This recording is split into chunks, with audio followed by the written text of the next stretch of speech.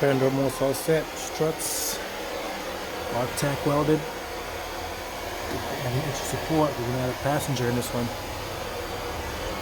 Both sides at the bend to clear the caliper. We need one more over there to mount another one here. So we have two struts on the back, so we get the extra support we need right there. And I'm getting this thing hot. And what I need. So hopefully the Magna V65 1100 will be looking like a beast soon enough. I definitely got rid of those long springs. They were like 16 inches long to a 9.5 rigid tail. But I will be adding springs in this seat to kind of cushion that blow a little bit. But I don't see any major difference on the rides. I made these brackets. Be able to stick this in there and mount it and weld it. Got the curve to match the other side. Same thing, symmetrical. Yeah, right. These things came from Black Path Racing. So I got them on that one too. Got a nice low stance to it. Let's see if these things are hot.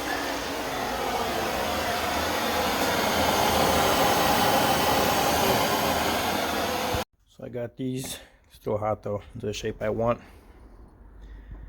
So they can be symmetrical. I'll cool them down a little bit. That's hot. Cool it down. Well, I can be able to maybe hopefully get these things a little harder. Be able to hold the passenger. So basically it will go. I made these little mounting brackets here for it. So I'm gonna get one going in here. Boom. This one's gonna be here. The other one just gotta cut it out to get the angle to be right here. Basically, it's gonna kind of mount there and here. It'll give me extra support when I put a passenger in the back right here. Both sides. Alright, so I got it all set up. It's pretty much gonna look like this. I'm gonna just tack weld it, then I'm gonna be welding everything out later. But both sides are in, so this gives me some extra support for the back fender, and I get to hold a passenger there.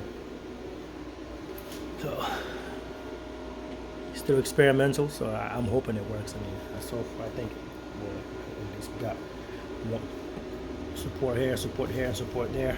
Should be good. Alright. Let's tack on everything. Should be good to go.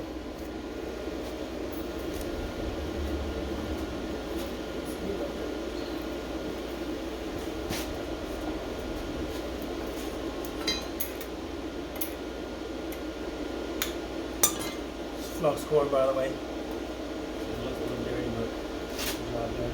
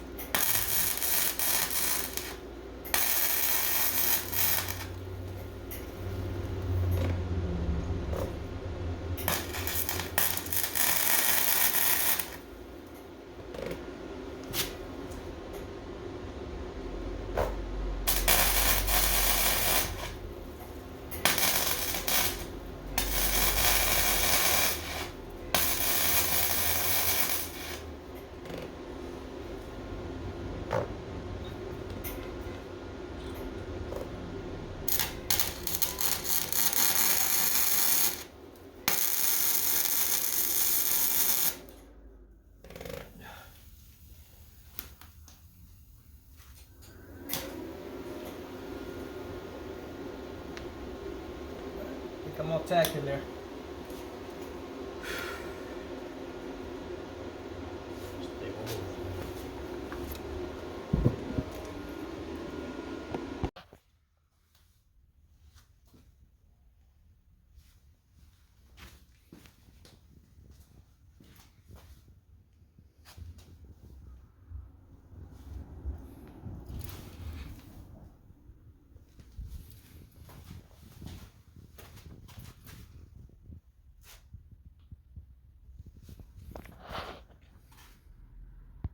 Alright, so back to the Magna.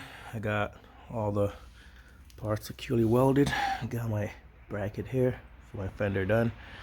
Now to mount the seats, because this fender runs so low, it kind of runs with this line of this frame right here. I'm gonna drill a hole in this little steel. Instead of doing a crossbar, we'll be touching the frames, the fender. So what I'm gonna do is just I cut a flat piece right here. I'm gonna do this side too. Start from the seam, this weld right here, flat, so I can be able to. I'm gonna weld a bolt going straight up. Then I'm gonna be welding this right here. After I'll just grind everything and finish it up real nice. But for now, so the idea is that the bolt will stay up, and I can be able to mount my 3-inch springs with the seat. Using this seat and these springs without it touching the fender. So I'm going to use the original tank mount to mount the seats. What I'm going to do, I'm going to rip this out, I'm going to flatten it, weld it a little bit wider so it can weld on the outside of, sorry, a little up there. So it's going to be welding, it's going to be mounted on the outside. So I'm going to have to make this thing right here, this mounting bracket, wider up to here, so it can kind of just sit right in there and go along with the tank and all that needs to go in there. So this one, just spring, the spring goes here. Alright, so the 85 Magna, what I did, I'm gonna mount the seats. I'll cut around the frames. I'm gonna fill this up with some, well, I put some steel bars in there anyway to kind of fill this up. But what I'm doing, I welded a nut, not a bolt in the bottom on this steel piece right here. This I'm going to be welding right here and right here to be able to get that mounting point for my seats. So the seat will kind of go from the original, or not the original, but the tank. So for my tank mount, I'm going to be spreading this open, making it wider. Maybe weld another piece to make it bigger so I can be able to mount it on the side. But so it should go kind of like correlate something like, there's a lot of cars out here. When I put my spray, I should really get this mounting point right here, but not that big, because the fender does run in this angle. So kind of cover that back, and I'm gonna put some 3-inch springs in there. It should be nice and sturdy, and I'll end up filling the rest up here and tighten it, make everything neat, grind it, and we're ready for paint.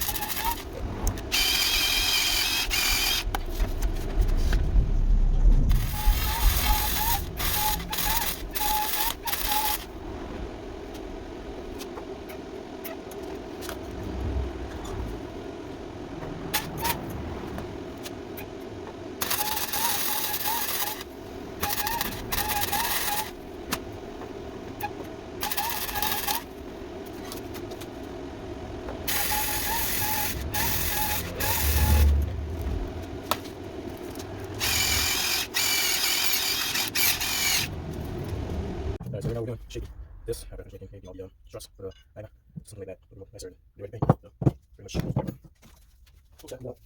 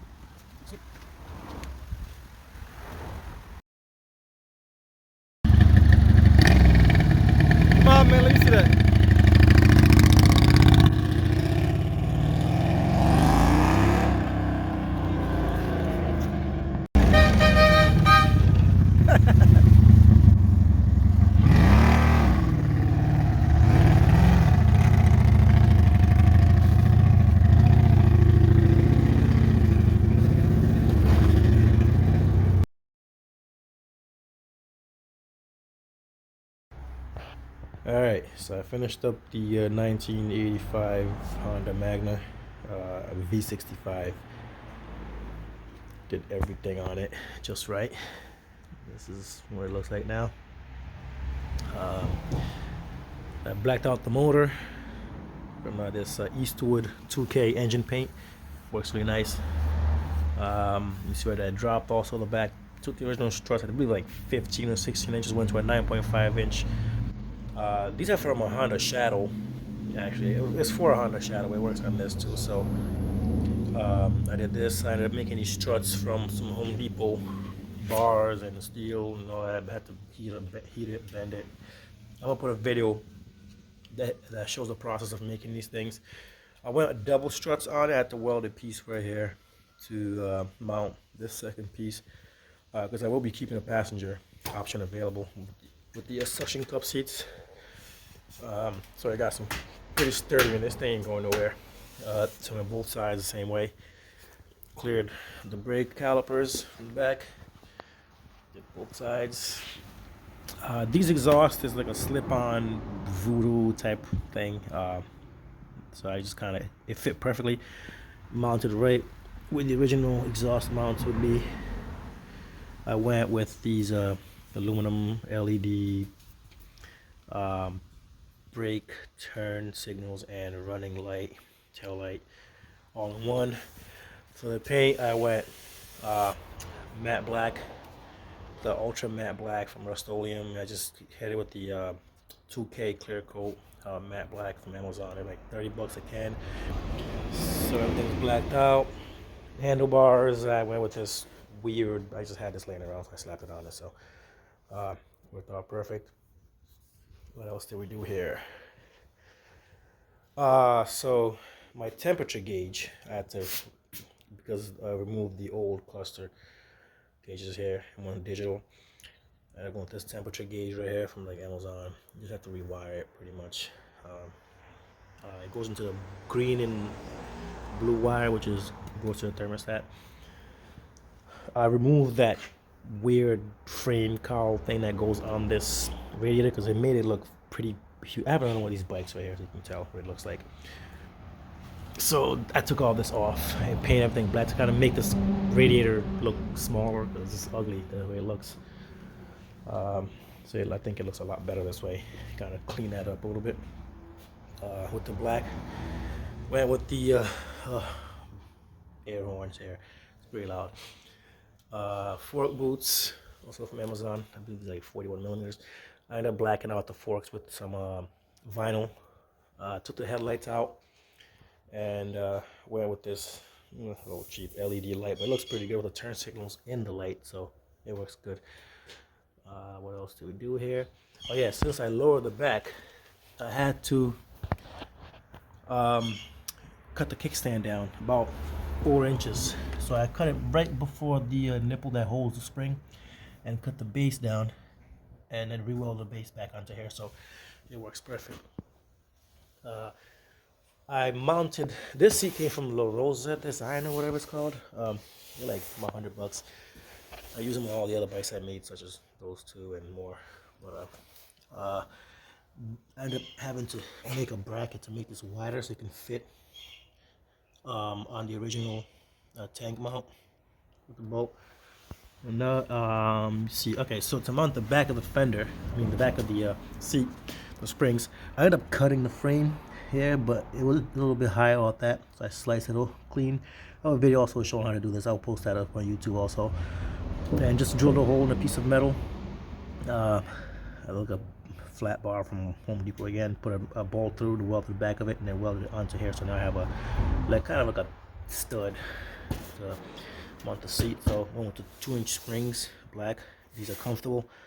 Since I went hardtail on this, I kind of wanted some kind of comfort. It's not the best as far as like absorbing shock, but it does its job, so you don't feel it on your spine. Like that one I didn't do, so that one hurts. That black one over there.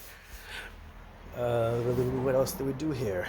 For the fender, I also have a video shown, but this is like a bar from Home Depot, those little L-shaped things. I kind of just cut it, drilled 2 holes in the fender, and mounted it here, and I welded the bolts in the back of the fender under here so it can kind of just stay there. And I welded this onto the frame of the bike, this piece right here. So I'll show you in the other video, because I didn't get a chance to run the fender all the way down. It actually worked out pretty good because it looks like it's just like molded into the frame, but it went down up to here. The gas tank has a seam, and I can't have this wheel. I had lowered it. I can't have I could not do springs on these, because when it compresses up and down, it would hit the tank. Not sure if that's a reserve tank or whatever's under here. It has this weird lip, so I had to do a hardtail with the spring. This is not because I wanted to. I originally wanted to put the flat seat on with the springs, but because I had this issue here, I ended up just using my rigid tail on it with these, and I got the clearance sight needle. I don't know if you can see it right here, the seam right here. So it won't move, so it will stay good. Rewire, retube, wire, whatever. The fuel lines. Oh, I gotta put a fuel filter in this thing. Okay. It's for electronics, so we had digital speedometer. And I took all the wires from the original, like the neutral light and the fuel warning light and the oil light. I bought these LEDs here from Amazon. They come in a variety of colors. You see, yeah. So these things, and just it fit in that hole where the original bolts will go in to mount the speedometer and tachometer cluster thing. Just found those wires. I believe the one for the fuel signal light is the gray and black. The oil pressure or whatever oil that is will be the red and blue, and this one will be the like light green and red for the case, the neutral light. So let's fire it up.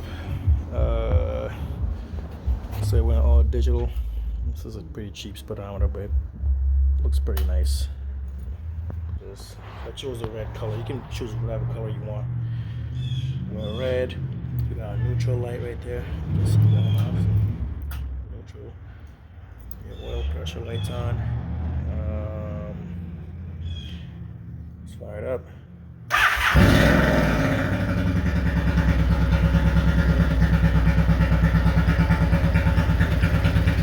This will be my temperature gauge. All over the water.